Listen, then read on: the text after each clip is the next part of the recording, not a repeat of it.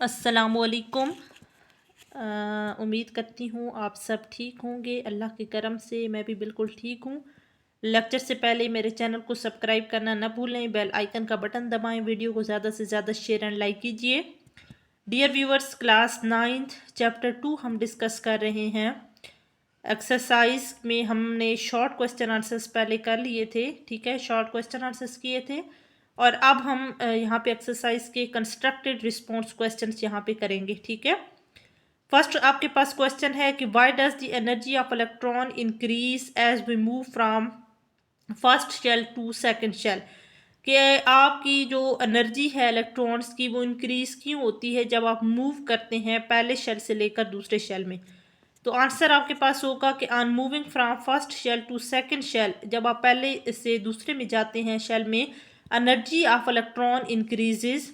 अब एनर्जी जो इलेक्ट्रॉन की होगी वो ज़्यादा होगी because the second shell is further from the nucleus, क्योंकि जो सेकंड वाला शेल है वो न्यूक्लियस से दूर होगा। So resulting in a weaker electrostatic attraction, और उनके दरमियान जो फोर्स है ना अट्रैक्शन की, ठीक है, या आपस में जो खींचने की एबिलिटी है वो कम होगी। So electron in a higher shell require more energy to remain at this level. तो इसी तरह आपके जो इलेक्ट्रॉन्स हैं हायर शेल में, तो उनको एनर्जी ज़्यादा चाहिए होगी, ठीक है, to remain at these levels. जैसा कि मैं आपको यहाँ पे बताती हूँ, यहाँ पे ये देखें, ये न्यूक्लियस है और न्यूक्लियस के इर्द गिर्द इलेक्ट्रॉन रिवॉल्व कर रहे हैं। ये शेल है, first shell, second, third and fourth. अब पहले शेल की अट्रैक्शन और सेकंड शेल की, तो पहले की अट्रैक्शन जो है वो न्यूक्लियस से ज़्यादा होगी as compared to second one, ठीक है। जब हम सेकंड में जाएंगे तो हमारी जो एनर्जी है या इलेक्ट्रोस्टैटिक फोर्स ऑफ अट्रैक्शन है वो कम हो जाएगी और हमें ज़्यादा एनर्जी जो है वो चाहिए होगी, ठीक है। तो यहाँ पे मैं दोबारा क्लियर कर लेती हूँ कि on moving from first shell to second shell, जब आप पहले शेल से दूसरे शेल में जाते हैं तो एनर्जी ऑफ इलेक्ट्रॉन इंक्रीज, तो आपकी एनर्जी जो इलेक्ट्रॉन्स की होगी वो ज़्यादा होगी, ठीक है, ये ज़्यादा चाहिए होगी because second shell is further from the nucleus resulting in a weaker electrostatic attraction. तो जो सेकंड शेल है वो न्यूक्लियस से दूर हो जाएगा, तो उनके दरमियान जो फोर्स ऑफ अट्रैक्शन है, ठीक है, आपकी वो कम हो जाएगी। So electron in a higher shell require more energy to remain at these levels, ठीक है। तो ये हमारे पास फर्स्ट क्वेश्चन हो गया। अब हम सेकंड क्वेश्चन की तरफ बढ़ते हैं। सेकंड आपके पास क्वेश्चन है कि why is it needed to lower the pressure of gas inside the discharge tube.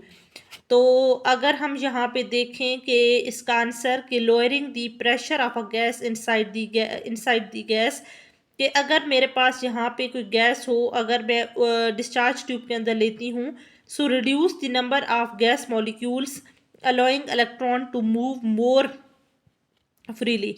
अब आपके पास क्या होगा कि जो नंबर ऑफ गैस मॉलिक्यूल्स होंगे वो रिड्यूस होंगे और इलेक्ट्रॉन्स जो हैं वो ज़्यादा आज़ादी के साथ या फ्रीली मूव करेंगे। So facilitating ionization and glowing of gas due to electric discharge. तो यहाँ पे जो आपकी गैस की आयोनाइजेशन है या ग्लोइंग ऑफ गैस है वो क्यों होगा, उसकी वजह ये होगी इलेक्ट्रिक डिस्चार्ज, ठीक है। तो ये हमारे पास सेकंड क्वेश्चन हो गया, why it is needed to lower the pressure of a gas inside the discharge tube. Next अब हम बढ़ते हैं, what is classical concept of electron, how has this concept changed with time। आपका जो classical concept है electrons का वो क्या है, ठीक है, और how has this concept change with time, वो टाइम के साथ कैसे चेंज होता है। तो हम इसका आंसर करते हैं कि classical concept of electron based on Rutherford and Bohr models. अब जो क्लासिकल कॉन्सेप्ट है इलेक्ट्रॉन का वो आपका रदरफोर्ड और बोहर मॉडल के अकॉर्डिंग है। viewed electrons as small negatively charged teeny particle orbiting the nucleus like planet around the sun। तो आपके जो नेगेटिव चार्ज वाले छोटे छोटे पार्टिकल्स हैं वो न्यूक्लियस के इर्द गिर्द जो है वो रिवॉल्व करते हैं, जिस तरह जो सन है, प्लैनेट है, वो सन के इर्द गिर्द रिवॉल्व करते हैं। So over time quantum mechanics introduce the idea of electrons, और यहाँ पे जो क्वांटम मैकेनिक्स का आइडिया है वो इंट्रोड्यूस हुआ, आइडिया ऑफ इलेक्ट्रॉन्स जो है वो इलेक्ट्रॉन्स का idea as wave particles dual entities existing in the probabilistic orbitals। तो यहाँ पे जो आपके पास टाइम के साथ क्वांटम मैकेनिक्स इंट्रोड्यूस हुआ था, idea of electrons as a wave particle. तो या दूसरा आप कह सकते हैं कि जो ऑर्बिटल्स थे उनकी जो एग्जिस्टेंस थी उस हवाले से, तो ये आपका कॉन्सेप्ट है टाइम के साथ साथ उसमें चेंज आया। ठीक है, हाउ हैज़ मतलब उसमें क्या कॉन्सेप्ट उसमें चेंज आया, तो ये आपका जो है वो चेंज के हवाले से बताया जा रहा है और ये क्लासिकल कॉन्सेप्ट है। अभी मैं दोबारा आपको बता देती हूँ, हम शॉर्ट क्वेश्चन आंसर्स कर चुके हैं, अब हम कंस्ट्रक्टेड रिस्पॉन्स क्वेश्चंस कर रहे हैं। आपने फर्स्ट क्वेश्चन यहाँ पे किया है कि why does the energy of electron increase as we move from the first shell to second shell. तो आपकी जो इलेक्ट्रॉन एनर्जी ऑफ इलेक्ट्रॉन है वो इंक्रीज क्यों होती है जब आप मूव करते हैं फर्स्ट शेल से सेकंड शेल में। ठीक है, तो हमने उसका आंसर किया कि on moving from first shell to second shell, आप जब सेकंड शेल की तरफ मूव करते हैं तो एनर्जी ऑफ इलेक्ट्रॉन इंक्रीज। उसकी रीज़न बताई है कि second shell is further away from the nucleus, के जो सेकंड शेल है वो न्यूक्लियस से दूर चला जाता है, resulting in a weaker electrostatic attraction. So electrons in a higher shell require more energy to remain at these levels. उसके बाद हमारे पास सेकंड क्वेश्चन था कि why it is needed to lower the pressure of a gas inside the discharge tube. तो आपने बताया कि lowering the pressure of a gas inside the gas discharge tube reduce the number of gas molecule allowing electron to move more freely, कि इसमें आपका जो number of gas molecules हैं वो कम हो जाते हैं और वो इलेक्ट्रॉन्स वो फ्रीली जो इलेक्ट्रॉन्स हैं वो मूव करना शुरू कर देते हैं, facilitating ionization and glowing of gases. तो उसकी रीज़न क्या है, due to electric discharge. Next है what is classical concept of electron. आपने क्लासिकल कॉन्सेप्ट बताना है and how has the concept change with time, कि वो टाइम के साथ उसमें क्या चेंज आया। तो classical concept of electron based on the Rutherford and Bohr models viewed electron as small electrically charge tiny particle orbiting the nucleus like planet around the sun. उसमें फिर चेंज कैसे आया कॉन्सेप्ट, तो over time quantum mechanic introduce the idea of electron as wave particle dual entities existing in the probabilistics orbitals. फिर हम यहाँ पे fourth question करते हैं कि why the nuclei of radio active element are unstable, कि यहाँ पे जो न्यूक्लियाई हैं ऑफ रेडियो एक्टिव एलिमेंट्स वो अनस्टेबल क्यों हैं। तो इसका आंसर कर लेते हैं कि radioactive nuclei are unstable because they have a imbalance in the ratio of proton to neutrons resulting in excess nuclear energy that is released as radiation to achieve stability।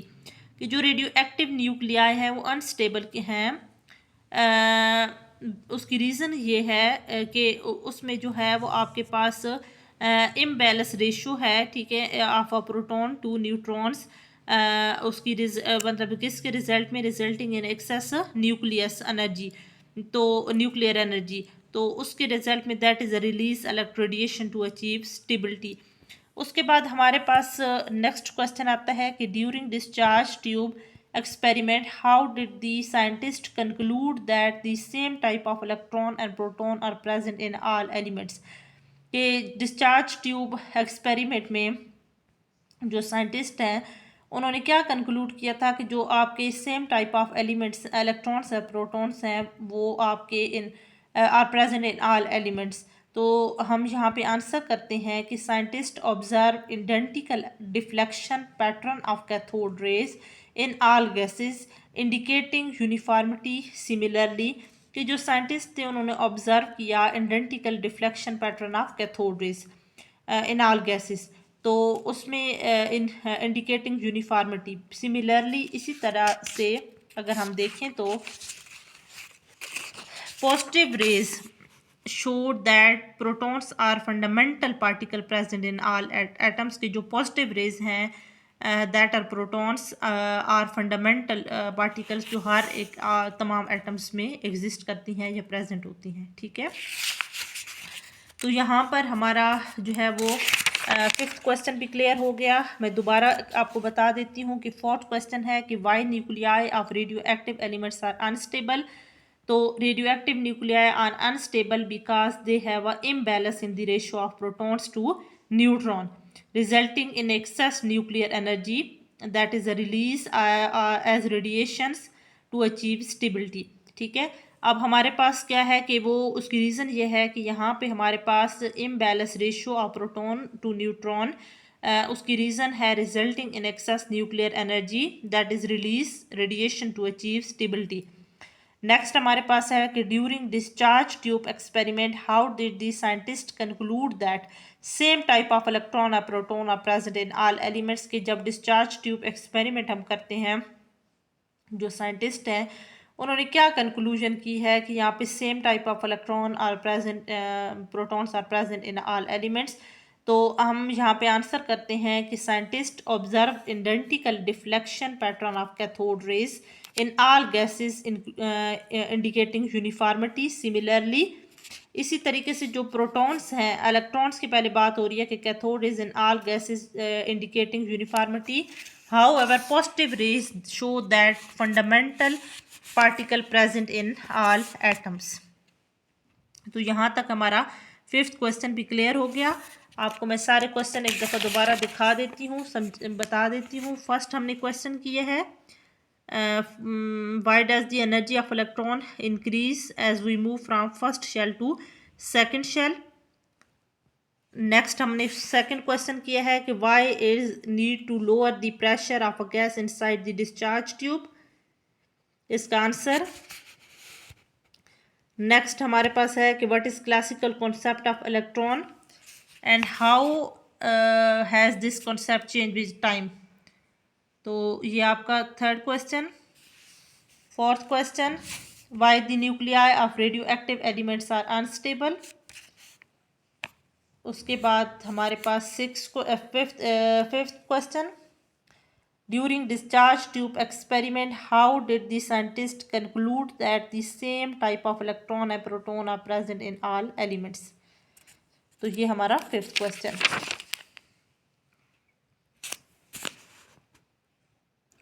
तो यहाँ तक हमारे constructed response questions clear हो गए हैं। उम्मीद करती हूँ कि आपको ये क्वेश्चंस क्लियर हो गए होंगे। ठीक है, इसी तरीके से मेरी वीडियोस को और ज़्यादा शेयर और लाइक कीजिए, बेल आइकन का बटन दबाएं ताकि मैं आपके लिए इसी तरीके से इंटरेस्टिंग और इंफॉर्मेटिव वीडियोस लेकर आऊँ और आप इसको जो है अंडरस्टैंड कर सकें। तो आज के लिए अल्लाह हाफिज़।